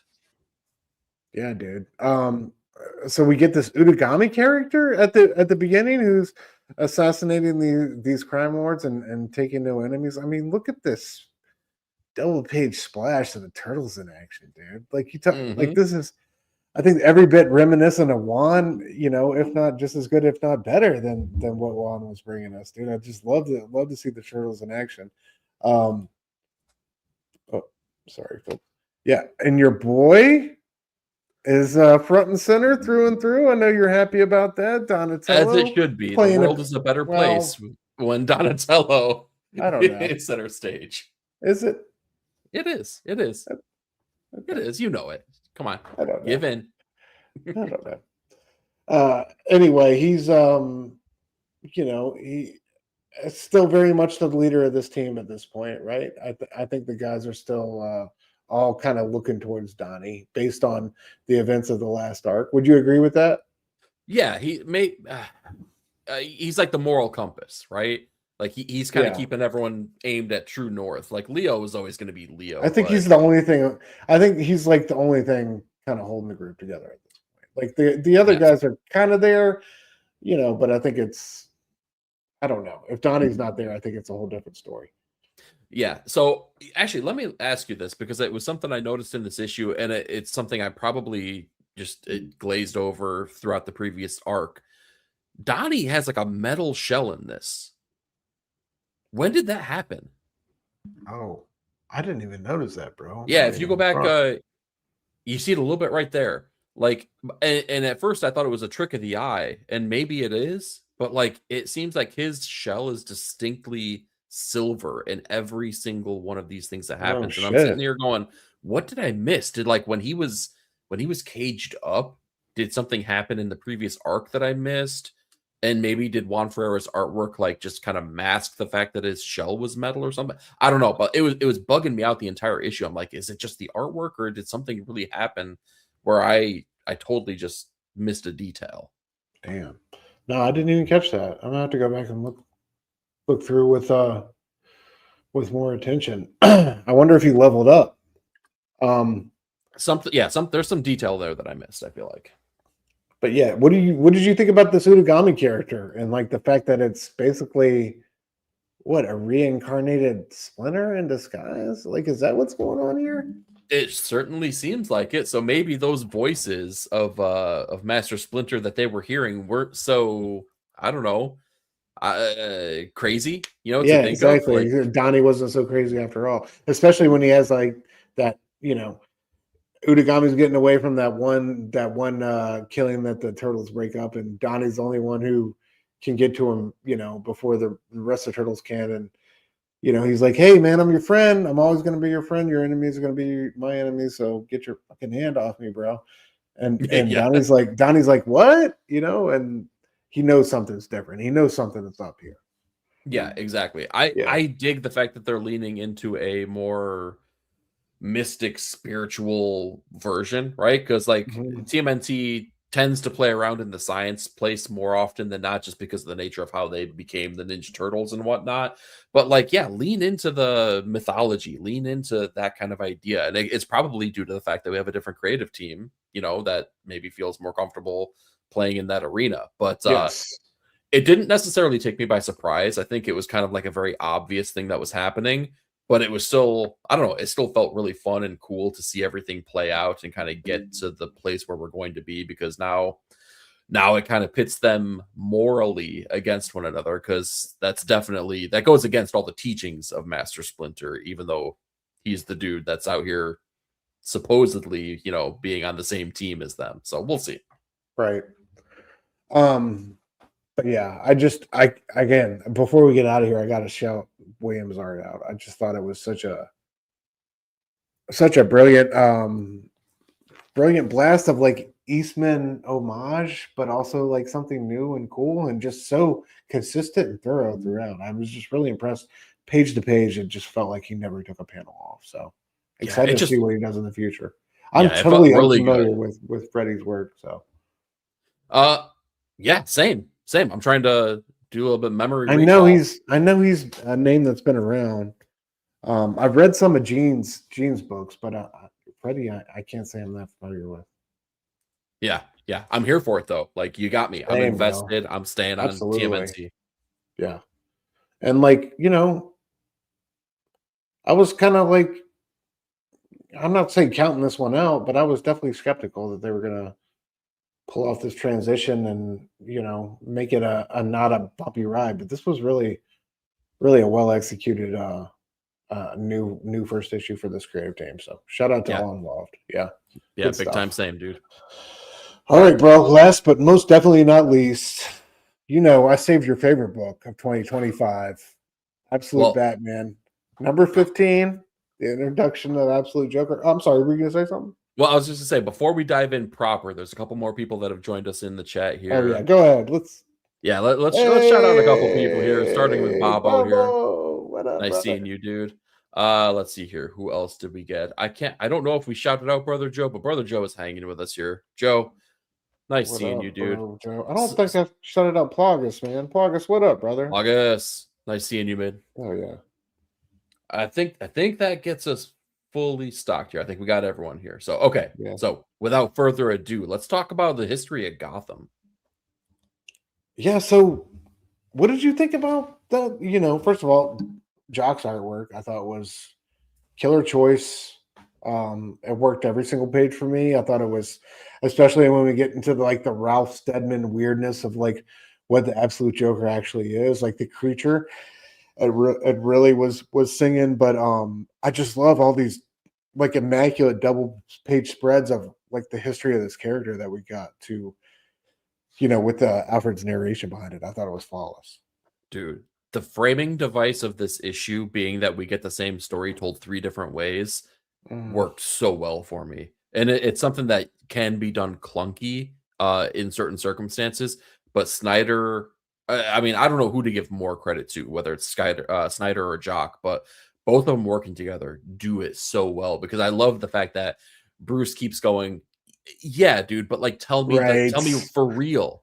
And it's no, but tell me for real. And each time there's all these subtle changes that we get, because it's kind of like the same layout, but it's not something that's hastily done or something that is like slapdash, you know, like using the same panel over and over. Like, no, like it's the same layout, but it's all kind of conveyed in the way of the story that's being told. It's like really, really, really good stuff. That's so great. I completely agree with you. I'd love that dichotomy between what you know. What is he? I forget the exact phrasing he uses, but like basically what you know versus what you believe, right? Yeah, exactly. Like it's like so good. Yeah, because he tells the story about like you know, basically what's in the history books, and then what's in his files, but then what he believes to be the case. Right. And each one of them gets like more and more diabolical and more mischievous and devilish and terrible. And it's like each one gets more excited because like, oh dude, Batman is fucked. Yeah, because I love like when the, you know, not obviously spoilers here, guys. We're gonna spoil this issue and talk about it, but I love it when he gets that last iteration. He's like, what do I really think? It's been the same dude the whole fucking time for centuries, bro. Like, you know, he's looking, taking baby stem cells and doing something to himself, man. Like, dude ain't natural. You're fucked, bro. Like, Bane was one thing, but this dude is something else entirely. He's been around since like time immemorial. Like, yeah, I just love that. Like you said, like that condensation of the character, right? Like, without a shadow of a doubt, he is dancing with the devil in the pale moonlight. Like, you can't deny it. Let's go. Oh man, what a great line. I wonder who wrote that. Yeah, but here he's introducing him like it's this long list of descendants or different Jack Griffins, and then eventually we see like that the clown performing for the children was also performing near a dentistry, and he was leaking laughing gas onto the street. And, like, it was all one grand show. What do you think about him dropping these corporate rivals onto the island and hunting them over the course of like years and decades? Like, he forgot this dude was even fucking there, right? I thought this exchange was hilarious. He was like, oh, thank God. Like, I've been here for I don't know how long. Like he forgot he was even existing there on this island. And then, you know, we get the hunt and the true reveal of like what Absolute Joker is. Yeah, the most dangerous game, you know? Like, I mean, that's what he's doing, right? He's rich people, man. They're what a bunch of messed up people. I mean, so true, man. I saw a documentary about how this was really going on during the siege of Sarajevo, during like the war in Bosnia in the 90s. Like, rich people were paying snipers to go out and really kill civilians on the street. Like, that was a thing that was happening. So it's really not that far off the beaten path. Like, when you think about it, in the annals of history, unfortunately. What did you think about this Absolute Joker? Oh no, how did I forget the freaking page with the reveal? My bad. What did you think about the Absolute Joker though, and like this bestial form? I think it's okay. I need to live with that form a little bit more to really kind of gauge my I don't know how I feel about it. I think that it has a lot of potential and it could be very cool.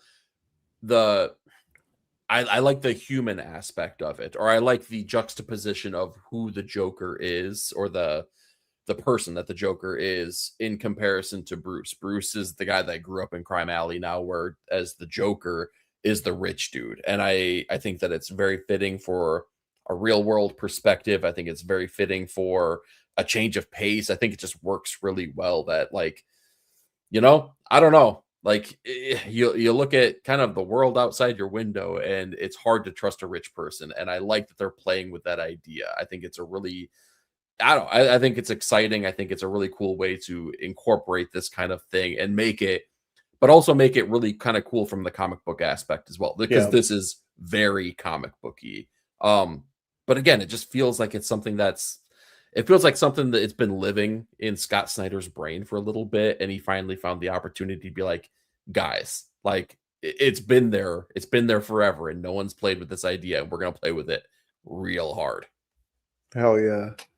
What did you think about this at the end with him having an Alfred and what? He's turning the clock hands and going into the like. I want to know what's in his Joker cave, right? Like, is he got the big penny? Does he got the T-Rex? Like, oh man, what did you think about this twist though? Like, he didn't need to do this, right? Like, he could have ended the issue 2 pages earlier and just had this exotic like hunt and all these great double page splashes by Jock of like the history of this vaudeville character. Like, that could have been the issue. He didn't need to do this little Wayne Manor type twist. What did you think? Like, I think he absolutely did, man. Because if you would have ended at the other part, it would have been like, oh, that was a really cool issue. That the end part of this is the thing that makes you go, oh crap, I need to get the next at least 6 issues of this series. Like, one sells 1 issue, one sells an arc. This sells an arc of this book. Like, I can't wait to see when we get to explore this a little bit more, because if my understanding is correct, we're going to take some time off, and we're going to do a little adventure with Absolute Wonder Woman, and it won't be until later that we circle back to play in this sandbox more. So you have to leave something to keep that idea in the back of your head, right? To make you want to come back for more. And I think this did it. It did it for me. Yeah. That's great to hear that, man. Because I know some people out there have like not had this on their top 20 comics of 2025 list, and that's just like fucking crazy to me. I mean? Man, if only Absolute Batman were as good as these last couple issues for the entirety. Oh, but that's crazy too, because then like I remember some guys like really promoting and toting that Mr. Freeze arc with like Marcos Martin. So it's like I'm just like the whole thing is just kind of a mystery to me sometimes. But that's life, right? That's life. I can think of one way that a certain individual can rectify that, and it could be by putting out their own top 20. Oh, you want me to put out a video? No, I want you to put out an apology video. Yeah, maybe after you put out your top 20, maybe. Okay, if I do a top 20, will you do an Absolute Batman apology video? We'll talk about it. No, yes or no, right here. No, I'll put out my best of the rest. How about that? I don't know. That feels like a compromise I'm not willing to make. I stand by my ranking. Bravo says Full Metal Shell. Hell yeah, bro. The art looks amazing, says Gabe. I wouldn't have guessed it was Williams. Yeah, it's fantastic on that. I was so pleased. Yeah. Plagas was ready for Absolute Batman. Don't tell me what you know. Tell me what you believe. Oh, no. Rooster had very specific instructions. What's that? You got to read that with the Christian Bale Batman voice. No, I can't do that. I can't do anything besides two syllables in the Christian Bale version. Rachel. You've heard it here. Not only will Stu not make a top 20 video for you specifically, Rooster Blue, but he also won't read Christian Bale Batman. I'm a Michael Keaton man, You want to get nuts? You want to get nuts? Exactly. like in a reserved way.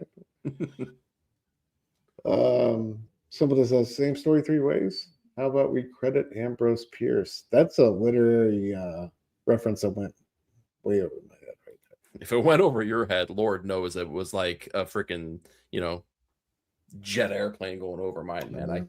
Yeah. Son of a bitch with his solicits and his freaking intelligence. If it ain't one thing, it's the other. Roosters has read that and Christian Bale. See? My bad. All right. That's, All right. Don't tell me what you know. Tell me what you believe. That was terrible. I'm sorry. It was pretty good. I liked it. It was fucking horrible. Don't lie to me.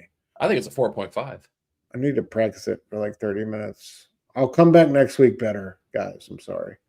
Your voice is going to be wrecked if you practice it. Yeah, right? Dude, this Dragotta, thank you, Gabe, because this Dragotta cover is like automatically an all-timer, right? Like I love the playing card theme, but like just the freakiest, like the first time laying eyes on this thing is like, what in the fuck is that? It's fantastic. It kind of also looks like he's dropping a deuce, though. Let's be honest. For sure. That's part of the WTF nature of it, man. That's what you do on the. You hunt some people. You know, dude is batting 1,000 on these character designs. An absolute Batman. I'm here for it. Every last one of them. He says, I love how untethered to reality this Batman is. Bane can be a Titan, Joker can be a Dragon Devil. Like they really don't have any shackles creatively. Amen, brother. Yep. Fucking preach. Chocos in the building. Is this the first time the Joker has his own cave? I've seen comics where Joker takes over Bruce's cave. I don't know, man. I don't know. I've definitely seen where he's like taken over the back. Yeah, but that's never like so many times. His own thing. Like, so super cool. All right, yeah. That'll do it for our comics of the week, y'all. But let's go back in time and talk about any turtle besides Donatello. Good choice, bro. It just happened to be Comics of Futures Past. Oh my god, yes. Comics of Futures Past here, released on December 10th, 1986. The last of the micro series issues, because we got one for each turtle, was released with Leonardo #1, which is a continuation of the events of the best turtle, Donatello issue #1. It's Leo. It's Leo doing Leo things. What's really cool about this, the micro series, though, is that they did a really good job of intertwining it into the main series itself, right? So it plays on the events that are already happening within the book. So, like, do you know where this falls in the Turtles timeline? Like, when did Turtles first come out and drop? I think it was, well, I mean, it had to have been 1986 because this comes out, well, no, I take that back. Maybe 1985. Because if this is like kind of like, I think this kind of leads into issue #10. And if it was on a monthly cadence, which I definitely don't know because I was only like 2 or 3 years old at that point. If it was following that pattern, then it would have been like 1985 for sure. My favorite thing about this issue, though, is that if you watched the 90s TMNT movie, which I did, it was the first movie I ever saw in theaters, so it holds a very special place in my heart. The scene where the foot soldiers are kicking the crap out of Raphael while the team is kind of like, you know, they just got kicked out of the sewers, they're resting up in April's joint, and then dude gets thrown through the freaking window, right? That is this issue. Now we swap out Raphael for Leo. Leo is the one that does it in the actual issue itself, but I love that scene. I love this issue. It's Eastman and Laird. Like, just have fun, go get this, enjoy Ninja Turtles, because we have an ongoing series that's fantastic. We have a whole history of comic books that are awesome here. This is no different than any of that. Get some turtles in your life. Leonardo, micro series, numero uno. Awesome stuff. That's awesome. I wonder what like the growth was like when they first dropped this, like how many they were selling versus how quick the movie Mania grew. Like, you know what I mean? Like it seemed like an almost immediate like heater out of the gate.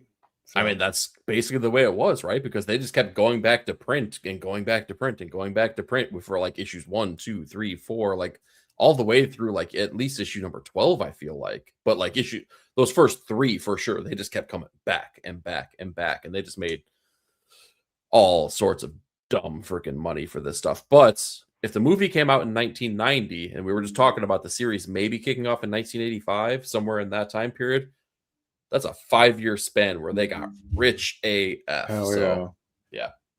To be a fly on the wall at like Mirage Comics back in the day, like that must have been what a time to be alive, man. Yeah, exactly. All right, brother. Covers of the week time. Talk to me. You're up first, as always. Dang. Okay, I forgot what my covers were. And I can't remember who this was. I think maybe Ben Oliver on an issue of Batman and Robin. Killer painted cover, man. Like, I love the look of these, man. It's very reminiscent of James Jean when he was doing like Green Arrow covers back in the day, doing some Fable covers. Really dig that kind of stuff. I get those kind of vibes when I look at this. This is Torrin Clark, by the way. Is it Torrin Clark? Thank you. Okay. Hell yeah. Shout out to Torrin Clark. Hell yeah. That's what I get for prepping too early for the show. You're good, bud. I do remember this one though. Mike Huddleston doing covers for Minor Arcana, a book that not a lot of people I feel like are talking about, but it has been. Man, I fell off and need to get back on that wagon. It's okay. Take your time there. You're not missing a lot. In fact, I think it's probably going to be better for you if you do kind of bank a couple and then jump in and start reading it again. So Lemire's not illustrating that, right? He's just writing it. He is illustrating most of it. There was one arc where he took some time off, but the artist that filled in, Leticia Cardinisi, emulated his style in a really big bad way. In fact, if she took over the series, I would have been totally happy. How prolific is Geoff though? Like, bro's always got his hand in something. It's incredible. I like his indie work better than his big two work. I'll say that, but he's done some of my very favorite comics of all time. Absolutely. Yeah. But Mike Huddleston, we don't get enough work from him in comics proper. So I'm going to showcase him whenever I get the chance. Nice. That's a brilliant cover. I love that one. Yeah. The blind bag rip. You guys saw it here last week. I had to showcase it because if I'm going to put my hard-earned dollars towards it, you better believe that I'm happy with it. D-Dubs, TMNT. You heard us talk about it. So good. This cover gives me the exact same excitement that I got from the actual issue itself. Hell yeah. It's Panosian time right here. And while the issue was a little bit sillier than my liking, this cover is freaking dope. Like, I'll take Jorge Corona and Scotty Young, don't get me wrong, but I would not be mad seeing Dan Panosian do a Lobo book. That would be awesome. But great call. Yeah, but again, like I think we've said it here before, Dan coloring himself, something just magical happens there. So whenever we get to see that, whenever we get to showcase that, he will be one of the covers of the week, and this is no different. They did our girl Diana dirty in that damn fucking 101, but that's all right. It was a little bit silly. It was maybe more than a little bit silly. Yeah, that one, and then Swamp Thing and Cyborg this week pissed me off, but that's okay. That's okay. All right, your boy is up. Jim Leigh doing Geiger. Yes, please. He knocked this is the cover you're going to get, right? He knocked this one. Yeah. This one, it's definitely sitting on my box. Yeah, no, he killed this one. Like, I love the like all the different little cells there, the eyes, the glowing there in the center. This is brilliant Jim Leigh cover. I don't think like all the work he turns in these days is as astounding and as jaw-droppingly gorgeous as it once was. But this one is a winner to me. So I had to shout totally. Out. Gabriel Dell'Otto doing this Spider-Man 2099 variant for the end 2099. Man, they're beating this 2099 thing to death. It's kind of crazy, but regardless, I love Gabe's Spider-Man 2099. Just a killer rendering of that character. I just love the floating webs there, in the back. It's fire. If you're gonna beat it to death, there's no better title than The End, though. So I mean, I've heard kind of like good things about this. I think Robbie had he had some good things to say. Like he kind of enjoyed it. So okay, I don't know. It's supposed to be like the definitive end cap to the 2099 universe. So we'll see. This is Christian Ward on what is this? Batman Gotham by Numbers, A League for Justice #6, a series I'm totally not reading, but I just love Ward's artwork here. This feels like a syncat, it just feels like I love his art. He's always going to surprise you and do something unique and bold and original. I just can't wait to see where this creator goes. I know E loved his Two-Face series this past year. Somehow that beat Absolute Batman on the top 20 list of 2025. So shout out to Christian for pulling that feat. But yeah, whether it's writing or drawing, dude is a supremely talented creator, and I can't wait to see what else he puts out in the future. Hell yeah. Dude, these nullified fuck out of here. Like, really, we just did these shits like 2 years ago. We're back again, but that covers a heater though. Nick Klein with the red clawed Wolverine and like the null hounds. Like, all right, fucking take my money, goddamn it. What do you want from me? I'm I'm only a man. Red Clawed Wolverine is gonna hit me in the feels every time. This is just brilliant. I just love the hair and the shoulders, and right. It's fucking awesome. So, dude, you called out like 48, 49, and 50 of Wolverine when he is going crazy, and we get that Mark Silvestri Mondo haired Wolverine. I love it. Oh, so good. Great call.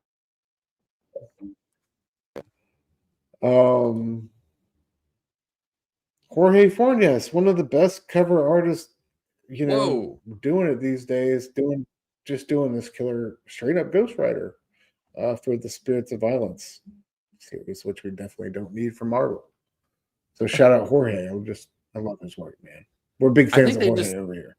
They need to go in a different direction with Ghost Rider. I feel like they need to just try a new approach, man. Like maybe you don't need to give me fucking new characters. Like he's such a badass character. I feel like just that's one. It's like Blade, man. They just don't know what to do with him. They can never find the right story.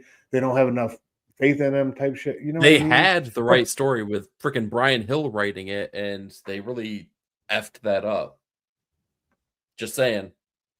Elena Casagrande too on artwork. No, I don't even want to talk about that. That shit. Yeah, it's ridiculous. Last but not least, Mark Bagley, dude. Iron Frost doing the fucking Barry Windsor Smith. Hold on. Oh, where's my browser? Doing the Barry Windsor Smith variant, bro. Like, come on. Yes, dude. Oh my god. So here for this, man. I will not be buying that, but I'll appreciate it from a distance. Right? Amen, brother. And yeah, last but not least, our boy Dan doing the cover A's and the interiors on the Punisher. So make sure you're checking that out if you haven't already. And those are wraparound covers too, man. So don't sleep on the back cover either. Indeed, y'all. Indeed. Damn, dude, my browser's fucking up and I can't go down anymore. Back issue bangers, but I can't get there. So here, hold on. Let me see if I can help you out here. Yeah. All right. Guys, I saw this video on Instagram talking about this issue. I've never heard of it before. Do you remember this last defense? I'm sorry, the best defense initiative or little string of one-shots from 2018 from Marvel? I do not. No, none. So it was like a loosely connected string of one-shots that was meant to show like the Defenders or characters from the Defenders. Like we had one for Silver Surfer, Doctor Strange, Hulk. Who else? There's somebody else I was forgetting. Chips and we had a bunch of different creative teams on these one-shots. Some of them were really impressive. Jason Latour both wrote and drew the Silver Surfer one, which is super badass. Chip Zdarsky. Yeah, there it is. That's Jason's work on Silver Surfer. That's incredible. Chip Zdarsky did the Namor one. And then there was like a Defenders one where I think that was done by Al Ewing and Joe Bennett. But this one, Doctor Strange, is written by Jerry Duggan. We got art by Greg Smallwood, y'all. And the Greg Smallwood art is what brought me to this one. This one has like an old man Strange who has plucked out his own eye to use as the Eye of Agamotto. And he's searching for this last piece, this last shard of Silver Surfer's board to kind of carry him off into the cosmos and take him back through time and basically solve this problem before it ever happens, right? But in his struggle, he's got to go through this wasteland that's dominated by Dormammu and all of Dormammu's monsters. It's basically like Old Man Strange and a wasteland trying to get to the shard of Silver Surfer's board to save the universe, but Dormammu is trying to stop him, right? And he's got this satchel, and in the satchel, he's got this being he's talking to. We don't really know what it is. We find out later in the story it's the head of none other than the Hulk, Bruce Banner. Oh, snap. Right?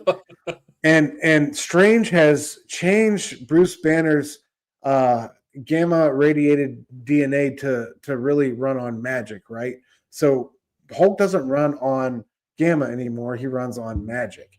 And when Strange gets to this spot where the Silver Surfer shard is, he sets up camp for the night. But of course, he's awakened by Dormammu, who's there and is, breaks Strange's hands. He's there to kill him. He unleashes like all of his magics upon Strange to take him out. But Hulk's head absorbs all this magic, right? And Strange tells Dormammu what's happened. Oh no, bitch. Like, I've altered Hulk's head. He eats magic now, and now basically he's this living bomb. Hulk detonates himself. Strange grabs onto the piece of Silver Surfer's board and takes off in the atmosphere. Strange is dying in the process, but he's also reverting back into his astral form in the process, holding on to the power cosmic, and this board is like taking him back through space and time so he can save his friends. And then we get this brilliant page from Smallwood, this love letter to Kirby, right? Oh my god, old a little bit of school Doctor Strange too. goodness, right? Absolutely, dude. Just like old school Silver Age goodness. And Strange eventually crash lands. The story ends up getting resolved, and the best defense one shots. But I just saw this comic being talked about in this random video on Instagram. I was blown away. I was like, is that Smallwood art?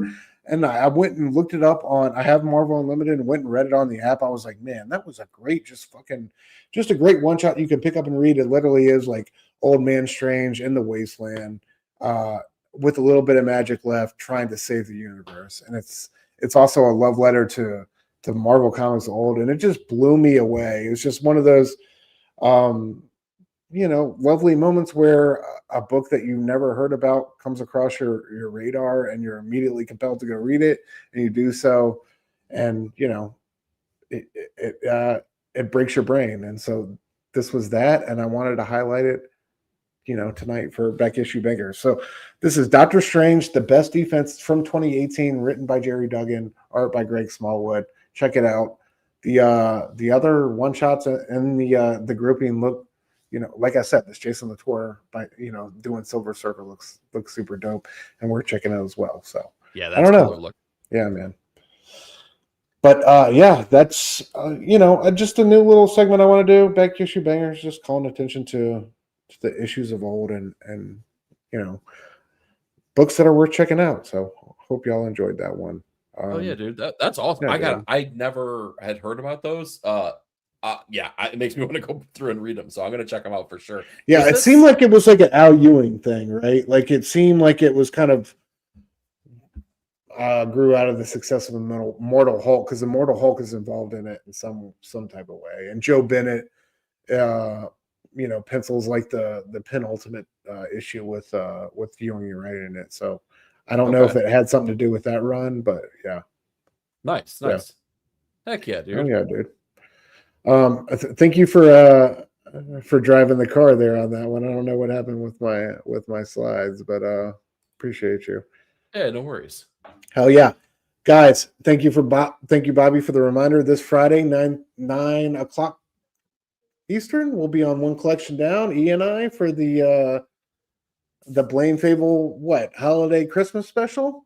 Yeah, exactly. Yeah, he says he's got some special things planned for us. I can't wait to see his beautiful face and hang with the homie again. It's been far too long. It feels like months since I've seen Fable and done a show with him. So excited to see him, Bobo, Brother Joe, Herm, all the fellas coming through for a holiday hangout.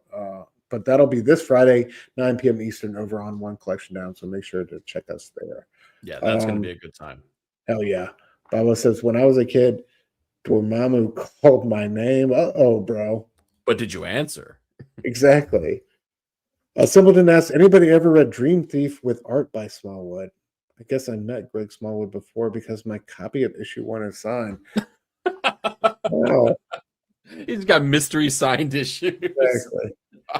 I've never read that, but I'd love Greg, dude. He's just been an artist who has been like one of those guys I've loved for a long time and not known it. Like when I was first getting back into comics during COVID, reading his work on Moon Knight is extraordinary. And then Human Target, I think, is just some of the best comic book art of the past decade. Honestly, Dude. I think that's going to be the compilation just came out today of the hardcover. They had volumes 1 and 2, but now they have the whole thing put together. I was this close to getting it. Man. Well, that's great information to hear, dude. Because I really do believe that is timeless in every sense. So yeah, dudes, and I can't wait to see that Batman Barbaric that's been in the works for years and years. Hopefully, we will get soon. That he's supposed to be both writing and drawing. Yeah, all in due time. Gabe. Glad you like the idea, brother. Appreciate you. Rooster liked it too. Hell yeah. But you're gonna get me spinning like I did when we were getting STEMI checks, and that was a glorious time to be alive, brother. That was a glorious time to be alive. Dare I say we have the insight effect now? Maybe, possibly. Indeed. But thank all y'all for coming through, man. Hope you guys all enjoyed the show. Appreciate you guys, hanging out in the chat and sharing your insights and your opinions. And what makes it all worth it every week. I say that all the time, but I truly mean it. Love seeing y'all and hanging out with y'all. As always, you can find us patreon.com/inkinginsights. You can find me on Dr. Doom's fan club, E at 9 Panel Grid, NINE on Instagram, Panel Grid, and then Nick at Comic Culture on YouTube, and then Nick _comic_culture on IG. E, anything you want to plug or say to the people before we get out of here, brother? No, hold on real quick before we do.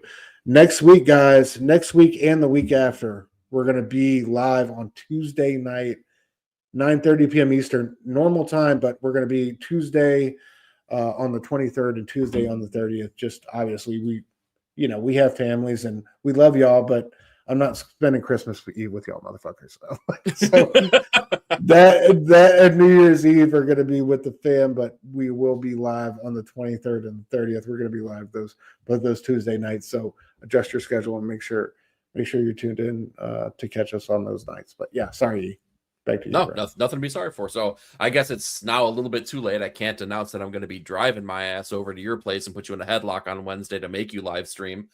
I guess I won't do that this time. I'll let you off the hook now. But no, catch me on 9 Panel Grid. Catch my weekly comic book reviews, comic book hauls, all kinds of fun shenanigans going on here. So yeah, check me out. Otherwise, the big thing, Christmas special, one collection down. Check us out on Friday. I cannot wait. That's going to be a good time. And do we have a date for the Inkies yet locked in? No, in January. Be prepared, though, because we have our categories. I have my picks, and I can't wait to hear what you and Nick have to say.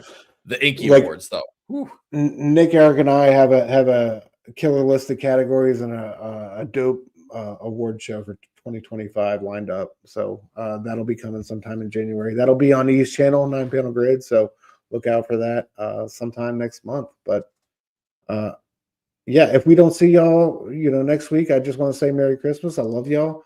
Thank y'all for, choosing to spend your time with us and come to us for comic book talk and reviews and just a good time, man. Hope you feel like you're part of the group, one of the homies when you're here with us. And happy holidays, y'all. If we don't see you next week or the week after, happy New Year as well. But see y'all next week, and thanks for coming through. Love y'all. Yeah. Peace.